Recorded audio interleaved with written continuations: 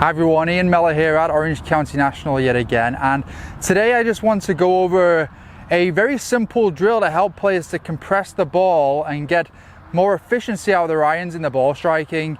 In many cases I see players working on ball striking with full swings at full speeds, and I'm not saying that can't be helpful for people, but in most cases I've seen it be very helpful if you can break it down into smaller swings with a few very key feels. So today I'm going to share with you some feels, a couple of focus points, and a very simple way to train delivering the club more efficiently. Okay, so I'm going to go through the exercise today with the wedge.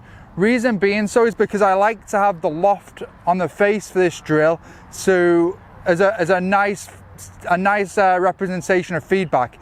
So I'm going to work on getting that little bit of shuffling that we like to deliver a lower launch, so it's going to be more visible at lower speed drills with a lofted club. Okay, so wedge today is the club of choice. You could really go anything wedge down to almost a 7-iron doing this, just to kind of use that ball flight as a feedback. And focus points are, I'm going to work no longer than, say, left arm here at probably around 9 o'clock. Today though, just for the purpose of this drill, I'm going to go just about 7:30, 8 o'clock with the swing length, and I'm going to work through to about 9 o'clock or similar length on the other side. Key points being today, a couple of concepts that I've seen in really good ball strikers. So first one being, once I've made a nice rotation here with my chest early in the swing, so not enough players I see making a good rotation in the very early stages of the swing. So a nice simple way to see if you're doing that is to just take your thumb and forefinger, put it on your chest and your lead arm, and then see if you can match up the rotation there so the lead arm isn't getting too much across your chest. Typically, if the chest stays a little static or doesn't quite move, you see too much of that compression of that lead arm on the chest. Okay, that actually reduces the opportunity of the rib cage to rotate further on in backswing. So nice and early, you want a nice clean rotation of the chest, nice reach with this lead arm. By a reach, I mean like nice little stretch across this lead shoulder into this position halfway back. From there, keys are then going to be, we're going to get the right elbow or trail elbow to the trail pocket before your hand. So something I see in a lot of players there, if they rotate a little early in backswing, you often then see the club have to release and the hands will beat the elbow to the pocket. Okay, so from that nice rotated position, elbow gets to the pocket before the hands, and then from there through it, all we're going to do is, you'll notice here how my chest is still just behind the ball here. We're going to rotate the chest through, so that's how we can feel as though we can hit the goal shot with our body. Okay, if we get into this position on the way down here, elbow beats the hand to this right pocket area or trail pocket area.